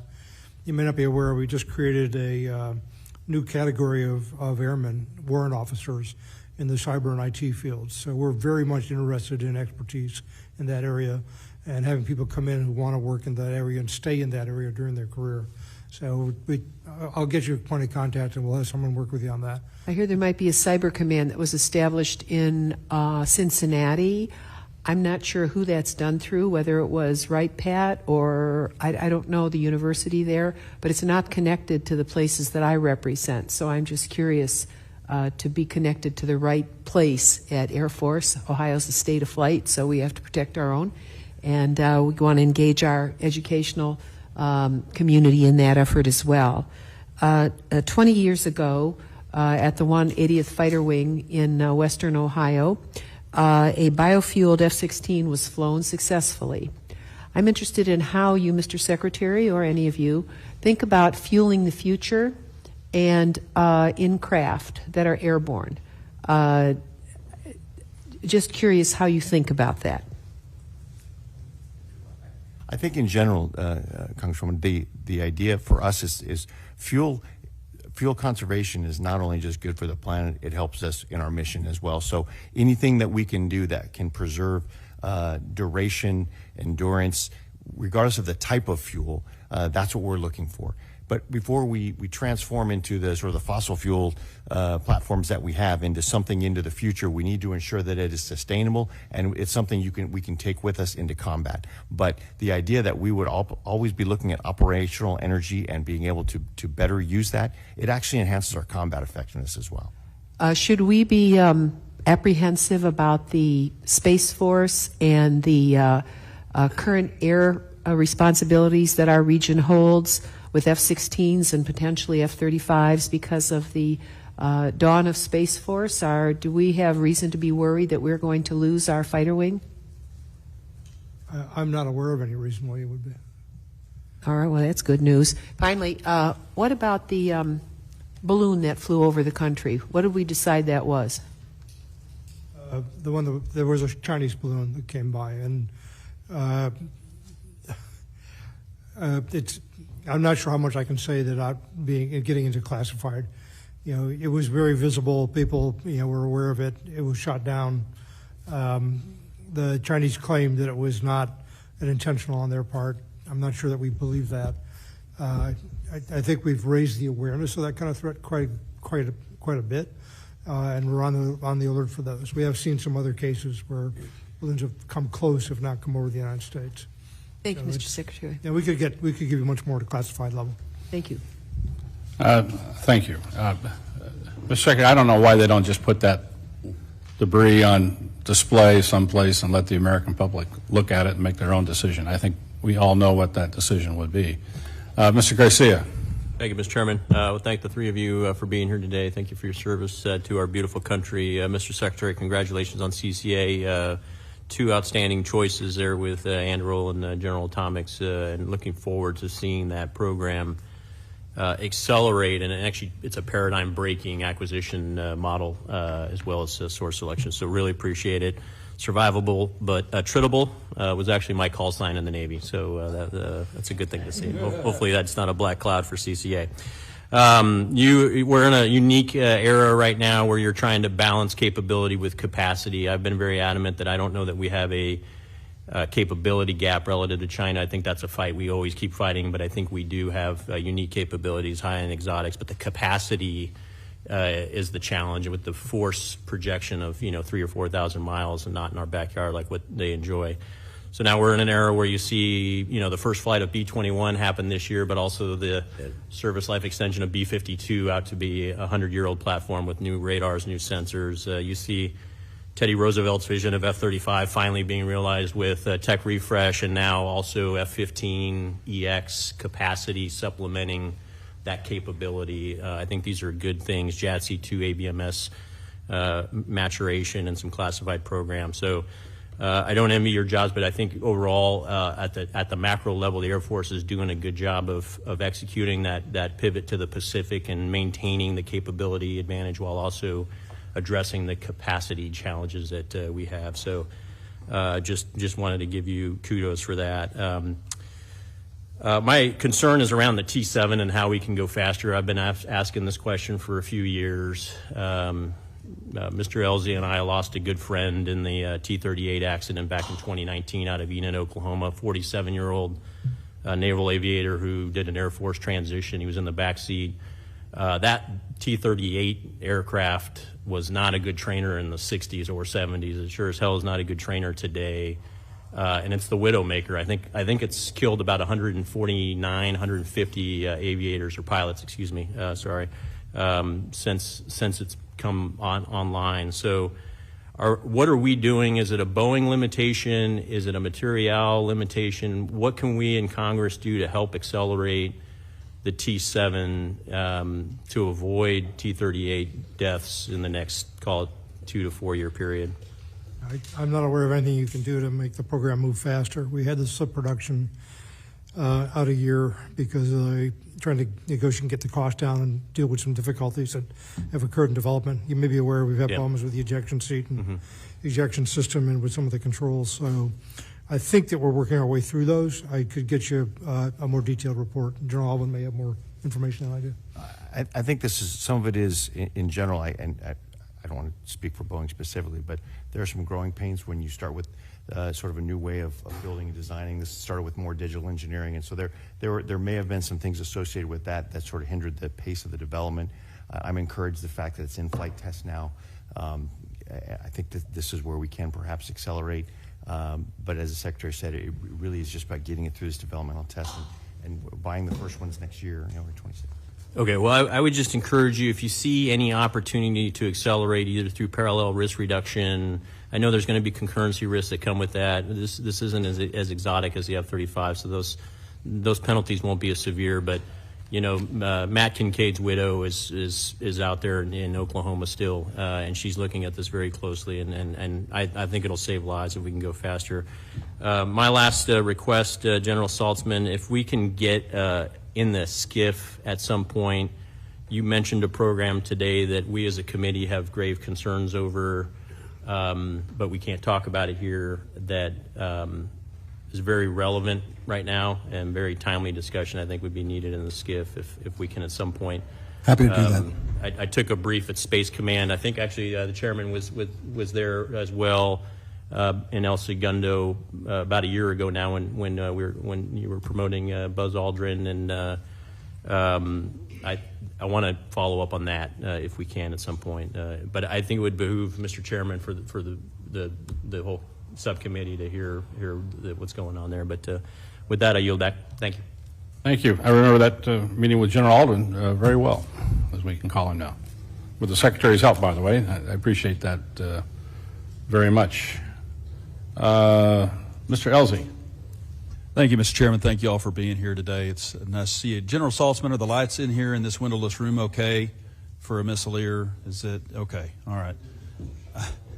I'd like to thank you and your fellow missileers for what you do. There is no way in Hades I could do that, so thank you for taking the strain. You're the perfect guy for this job right now on expanding space capabilities. And Mr. Secretary, thank you for being here. We've never met before, but I just would like to ask, what's wrong with the Air Force Academy that they can't find a Secretary of the Air Force for themselves that would require a West Pointer? It defies logic, but glad you're here. And of course, from your years in acquisition, you are the right guy for these times as well. And General Alvin, your history as a heavy guy, hauling logistics is the right. You're the right man for that job right now too. So it's a pleasure to be with you guys. Thank you very much, General. I'd like to start with you. By the way, someday it's going to be Admiral because Star Trek. It was the fleet, Starfleet. We're gonna do that before I leave Congress. Sadly, on November 29, 2023, we lost a V-22 from AFSOC. And then on December 6, 2023, after watching the video, the AFSOC commander downed the whole fleet. There were some issues with it, which I won't go into here, that led to that mishap and varying mishap rates between the different services. On March 8th, the Naval Air Systems Command deemed the V-22 safe to fly based on a meticulous and data-driven approach that prioritized safety. And then just days later, the Marine Corps and the Japanese started flying them, and the Navy has as well. We talked to the SOCOM commander a couple of weeks ago, and he said their operations have been severely impacted in this room. That's where I'll leave it because of the V-22 grounding. So I've spoken to the AFSOC commander, and he can't give me a timeline for a return to flight. It's been 6 weeks since the Marine Corps and Japanese started flying, as well as the Navy. That's a long time considering the operational impacts. And I want to know when the V-22 is going to start flying again. Well, again, I know, and the AFSOC commander, General Bauernfeind, spoke with me as well, and we keep in touch very frequently about this. So I can tell you right now that 3 of the platforms I've gone through, FCFs, they've gone through functional check flights.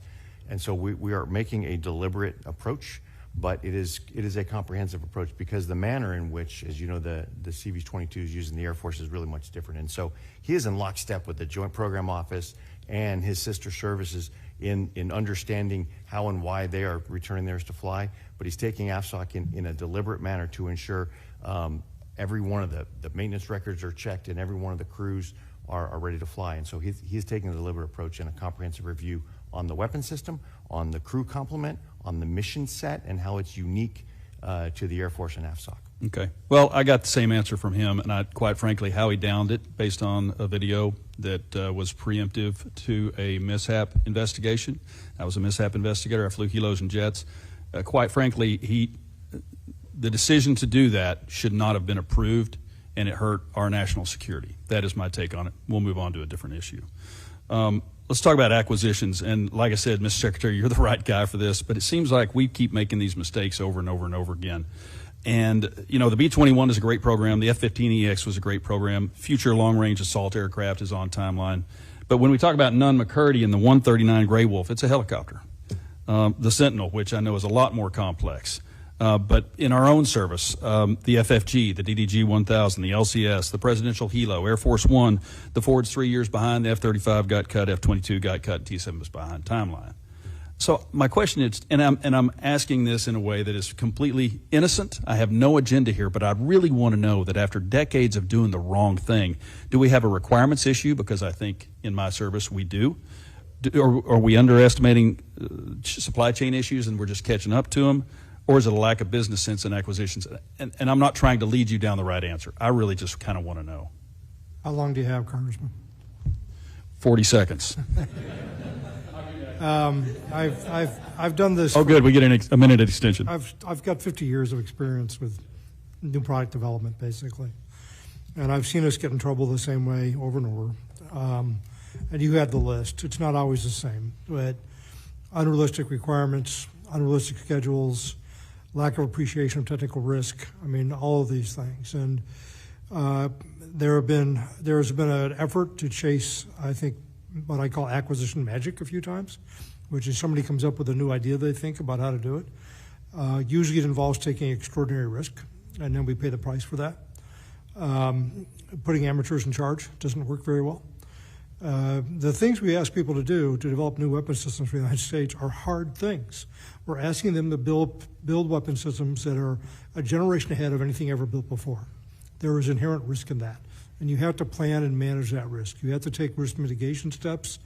You have to understand deeply what those technical risks really are, and then what's appropriate to try to reduce that risk or to manage it, so you have alternatives if you encounter it. There's no substitute for professionalism. There's this idea that where we can go much faster if we just, somehow wave our arms and create a different set of structures. That tends to just get you in trouble. You can be overly conservative, but I think that's the exception. Most of our programs overrun in development by about 25%. That's the average. In early production, they overrun by about 10%. And when I was running acquisition for DoD, we were able to drive that down. But it's, you mentioned a couple of the programs. B-21 is one that Dr. LaPlante, who's now the ANS Undersecretary, and I put together. But when we take wild chances, we get the results you should expect. So that's very in a nutshell. So we don't want to be, I would tend to structure programs to be somewhat aggressive, but not so much so that you're guaranteeing failure. That's really the key to success. But you got to really understand what you're doing. There's no magic answer.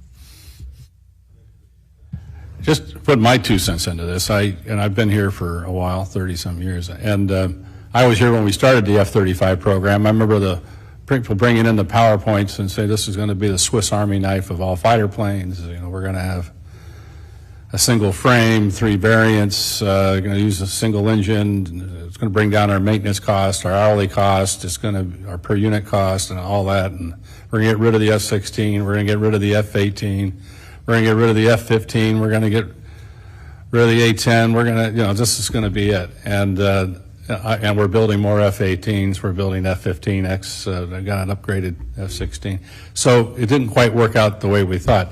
And my thought on this is, and this is a serious question, how many program managers have we had on the F-35 since the inception? Does anybody know the answer to that question? Several. Only one of which I can think of that was fired.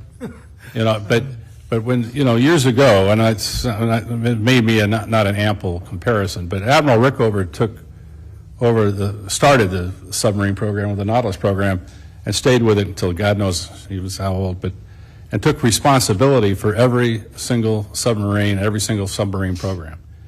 And everyone knew who to call if there was a problem. And right now, some of these programs, if we put a young officer and say, look, you're going to be with this program until you leave, and you're going to get all your ups, you're going to get all that. But I think there's got to be a better way to do this, because what we've been doing hasn't been working. So I just wanted to throw my 2 cents in on that, and I know you put a lot of thought in that, and everybody else has, but it is a problem.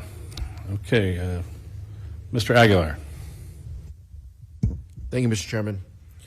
Secretary Kendall, I understand there have been some critiques of the Air Force's testing on hypersonic weapons, due in part to the low number of glide vehicle test events, along with limited availability of hypersonic flight corridors, target areas, and test support assets.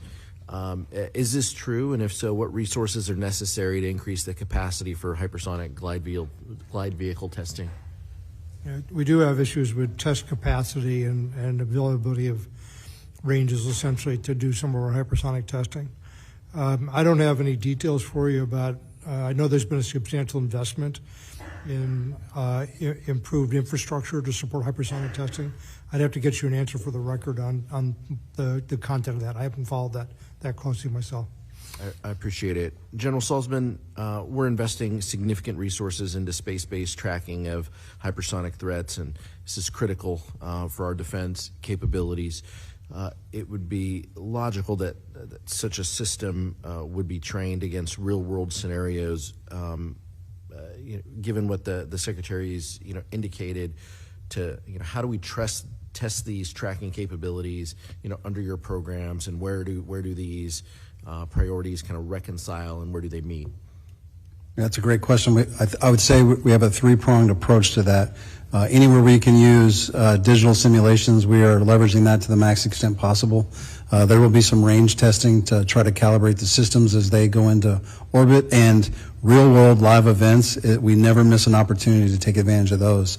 And unfortunately, these days, there are those events to look at. So we don't have all the complement on orbit yet to be able to fully test that as an operational capability, but we're going to rapidly get there in the next year or so.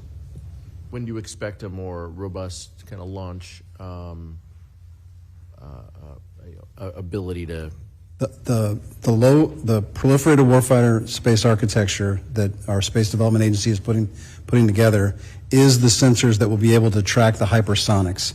We're going to start Tranche 1 delivery later this year, and by FY26 we should have enough on orbit to be able to demonstrate the capability. And we'll have enough data to make that decision? We'll be testing every time there's a launch. In checkout, we test that information. We test the data. Thank you, Mr. Chairman. Since Mr. Aguilar brought up the hypersonic program, I'll just real quick comment on that. We have the Navy program, obviously, we have the Army program, we have the Air Force program. Lockheed has the interest in all three of the programs. And obviously, from our perspective, it's been somewhat frustrating. I think so far in all three programs, we've been spending about $3.5 billion a year to get to a hypersonic missile, and we have yet to get there on any of the programs. And as far as I know, it's a classified number, but the Chinese, I'll just say at least 1,000 hypersonic missiles that are maneuverable. And I was around when Mike Griffin did the first test, and I think you were around too at that time on the hypersonic program back in '96 when we did the first hypersonic missile test. And got the speed. It was a successful test. We offered it to the Air Force. They turned it down. The Chinese stole the technology, perfected it, and deployed it. I had to get my frustration out, but here we are, spent, I think, well over $10, $12 billion, and we're yet to get there. So it's not good. Mr. Fleischman. Thank you, Mr. Chairman. Secretary Kendall, General Alvin, and General Salzman, let me join my colleagues on both sides of the aisle for well-deserved accolades to all of you all. Thank you for your tremendous service to our nation. It's a privilege to be with you today. Gentlemen, as you may be aware, I chair the Energy and Water Subcommittee of Appropriations, and I'm well aware that the highest priority of DoD and NNSA is completing the nuclear recapitalization program of record. We recognize the Air Force has a tremendous role with the responsibility for both the ICBM and strategic bomber legs of the triad, as well as the NC-3 infrastructure, along with the Space Force and the Navy. I want to thank all the airmen, missileers, submariners, and guardians that protect our nation and our allies every day. Unfortunately, we're experiencing schedule delays and cost overruns that have become all too common with major programs. I recognize the greatest challenge we face is probably workforce. As with military recruitment, we have a shortage of the necessary skilled personnel, from program managers to engineers to technicians and tradesmen. After decades of underinvestment, we are now paying to relearn costly lessons. All the while, the Russians have suspended New START. Even though they seem to be keeping to the treaty limits for now, it expires in less than 2 years. China is meanwhile rapidly expanding its nuclear forces and could catch us within a decade. We are entering uncharted territory, dealing with two-peer nuclear adversaries, as we are in the middle of recapitalizing our entire deterrent with just a time of schedule. Question: what is the Air Force doing to keep Sentinel and B-21 schedules from slipping further, and how can Congress better help ensure that there's not an unacceptable dip in force structure once we begin replacing legacy systems? B-21 is roughly on schedule. It's still in development. It's in test flight. I wouldn't make any commitments or promises about what will happen going forward, but to date it's executed fairly well. Sentinel is the opposite story, basically. I'm recused on Sentinel. I'll let General Alvin talk about that. It's going through the Nunn-McCurdy, and Dr. LaPlante is running that process, and we'll come out of that with a recommendation about how to proceed on Sentinel. But I think I'm pretty comfortable with, as much as I can be at this point in time, with where B-21 is. Thank you, sir. The only thing I'd add is on Sentinel. Again, it's one of those. Secretary Kendall talked earlier about some of the challenges in the acquisition process, and some of those is maybe underestimating what some of the complexity is. And I think perhaps we'll discover that the two parts of the Sentinel program, one is actually the technology and the missile and all that, and the other was actually the scope and scale of what is really the largest civil works program that we've had in the Department of Defense for a long time. Maybe there was an underappreciation of that. So the drivers of the cost is something that's going to, Dr. LaPlante is going through in the Nunn-McCurdy review. And we, again, the point you made, your opening point, is the right one, Congressman. We have to be committed to a safe, effective, reliable triad. So whatever the Nunn-McCurdy review delivers for us, we're going to be supportive, and we're going to deal with that because, as you mentioned, the threats are not sitting idly by while we sort out what we do with our triad. Thank you, sir. Follow-up question. With the expiration of New START in less than 2 years, can you commit to this committee that the Air Force is preparing contingency plans now in cooperation with NNSA to upload Minuteman III and recertify more B-52s for nuclear missions? There are some discussions happening in the policy framework. What will happen if Russia does not stay in compliance, and also to react, as you mentioned, to China's growing arsenal. At this point in time, we don't have any specific plans in place or any specific intentions. I think we'd have to get into a classified forum to talk about those options in any more detail. I understand. Thank you for your answer, Mr. Chairman. I'll yield back. Thank you. Ms. McCollum. Thank you. As I mentioned in my opening statement, climate change is a costly impact to our national security. It shows up in cracks in cement, large temperature swings, from cold weather to warm weather, soil erosion leading to sinkholes, damage from significant weather events. It's an environmental stressor on our infrastructure, and the department has long recognized this. In addition to the operational stress of more frequent rocket launches at launch sites, General Saltzman, you are now working through a plan to collect fees from industry to recoup some of the indirect costs for operations at the launch pads, and implementation could start as early as this summer. Now, from an appropriation standpoint, we'll want to have visibility on how and where such funds are spent. The chairman and I served on the Interior Committee where there's fees collected. I know that when they decided to collect fees on passports, we have seen, except for during COVID and some of the challenges we had, that we've seen great success in passport things. So fees can be a really good thing to happen. But I think we need to clarify the language, and we need to work on that together. I think it's important that those fees be clearly reinvested in the facilities, both to improve their resiliency and to handle the workload, and that's what the industry is going to expect. So that means transparency, proper accounting on these collections and expenditures. So I would like to learn more, and I'm sure the committee would too, on that. And along with that comes when you and I met earlier talking about a clean audit. This might be a great place to start to get a clean audit. So we've got the Marine Corps, we've got one of our other intelligence agencies doing it, and I think Space Force can be next. So any comments you want to make, sir? Yes, ma'am. Well, we definitely owe you a plan for how we plan to utilize those indirect costs, the authorities that we've been given. It's up to $5 million, I think, is the cap per provider. But we owe you that mechanism, and we'll come back to you and show you exactly how we plan to exercise those authorities.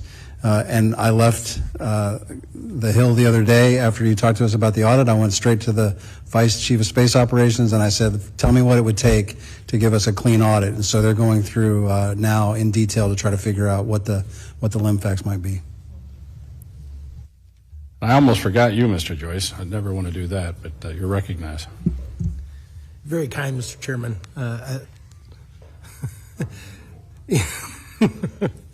After Mr. Hagar came in and took over, I figured that I was back to the bottom of the list. But thank you all for being here, and thank you, especially men and women in the back row as well, for your service to our country. And I apologize when I saw my wife texting me. That's one that, and then somehow I hit, I don't know what the hell I hit, but it started playing that funky music. So I apologize for that. Secretary Kendall, Youngstown Air Force Reserve Station is in my district, and we also have 4 active Air National Guard wings in the state of Ohio. In February, you unveiled your planned reoptimization efforts for the Air Force and Space Force. Can you share your insight on how the Air Force plans on incorporating the Air Force Reserve and Air National Guard bases into the new proposed reorganization of the service? The overarching answer is that no major changes should be expected. What we're doing is to try to ensure that we're focused on the pacing challenge, the threat that's most dominant right now, and ensuring that we have in place organizational structures, mostly in the active Air Force and the active Space Force, that are focused on keeping us competitive over time and keeping us as ready with the current force as we can be at all times. The Guard and the Reserves are both very much a part of that readiness equation. And what will probably happen is there'll be a look at how readiness is assessed for those units to ensure that the right standards and so on are in place and the right assessment mechanisms are in place. We want to make sure that our units that are intended to be deployable to support an operations plan have everything they need so that they can go do that and that they're really ready to go deploy. And that would apply to some of those units as well. So there are some things on the margin that might change because of this, but I don't think anything fundamental is expected to change. General Alvin, do you want to add anything to that? No, I think Secretary has it just right. I think when we look at the manner in which we look at changing how we're going to present forces to the combatant commands, it's been different. For the last 20 years, we've been sort of crowdsourcing our Air Force, and we've sort of been privileging the preservation of the installation at the expense of perhaps the combat unit. They'd sort of meet over there in theater. We can't do that in the Indo-Pacific. And so as we change that, we need to understand what exactly is it going to take for a unit that sits together behind the fence line in a given installation or a wing. What do they need, as the Secretary said, to be able to pick up, deploy on short notice, go someplace, generate combat power, sustain that combat in a way we haven't done that before. So General Lowe and General Healy were there at the inception of this, and I asked them, I said, how do you see the Guard and the Reserves playing into this? And they said, we see ourselves perfectly because we were designed to be that. We all sort of were designed to be that way. We just sort of started presenting forces differently. And so we are looking, as we start doing our exercises, how we can include whole Guard units, whole Reserve units in a manner that's consistent with their volunteerism, but will still enable them to do the training, just like the active duty force, to be these deployable combat wings and go and exercise against what we think the pacing challenges in the Indo-Pacific. One of the things we discovered we were doing is we were crowdsourcing in order to deploy units. We would send, say, a fighter squadron to the Middle East somewhere, And all the supporting functions that had to go with it to make it, fully functional, we would crowdsource across the Air Force, including elements out of the Guard and Reserves. So we're picking a few people here, a few people there, a few people there. That's not the way you want to go into a combat zone, into a war. You want to have a unit that's cohesive, that's trained together, that's ready to go deploy together and fight together. And we got away from that for efficiency reasons, because the environment we were deploying into wasn't a combat zone. It was essentially a relatively benign area. So that will be a change that people may see, that those opportunities to do individual or just a few people kind of deployments may not be there anymore, because we're trying to have units that can deploy as opposed to pickup games, if you will, that we put together at the last minute. Fair enough. Secretary, the Air Force is expecting its fleet to drop below 5,000 aircraft in FY25. Your budget proposes cutting hundreds of aircraft and repurposing those funds for research and development. Are you concerned that the Air Force is prioritizing quality over quantity with aircraft and that we could still deter our adversaries with a fleet of less than 5,000 aircraft? We are making some difficult trade-offs, and both capacity and capability matter.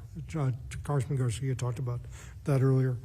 The aircraft that we're retiring or divesting are aircraft that are generally reaching the end of their service life, and or they're no longer effective against the pacing threat.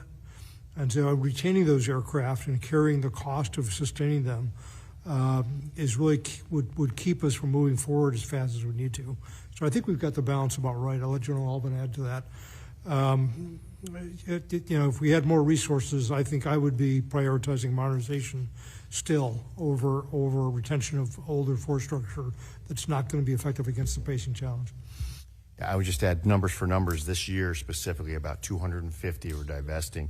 Of those, 56 are A-10s, 65 are the F-15Cs and Ds, because those are sort of running out of service life as well. 22 are in the T-1s. We talked about how we're shifting to simulator from the aircraft to be able to increase velocity through the pipeline.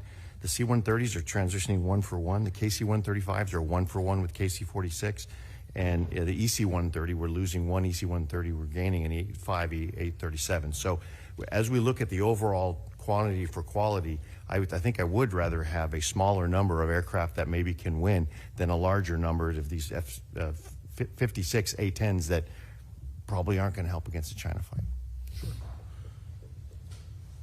I know who'll take those A-10s. Thank you, Mr. Chairman. Thank you. One quick comment, and I think I'll wrap the hearing up, unless Ms. McCollum has any additional comments. As you know, as we all know, back in the old days, the R&D budgets were in the U.S. government. I mean, that was where everything happened. So all the bells and whistles were over there. But nowadays, its commercial side is, quite frankly, are the ones that are coming up with the primary innovations, and we adapt those innovations in the Department of Defense. So certainly in the communications, satellites, on down the road, especially I think this applies to the space side. I'm certainly encouraged by your emphasizing leveraging these commercial capabilities, because we need to take advantage. This nation, we're still ahead on many things, and so we need to do that. And I'll be concerned about how much funding we have in FY25 in that commercial arena. But before we conclude, I want to thank the witnesses for their testimony today. Subcommittee members are welcome to submit questions for the record. I ask that the witnesses respond in a reasonable time, and with that, the subcommittee stands adjourned.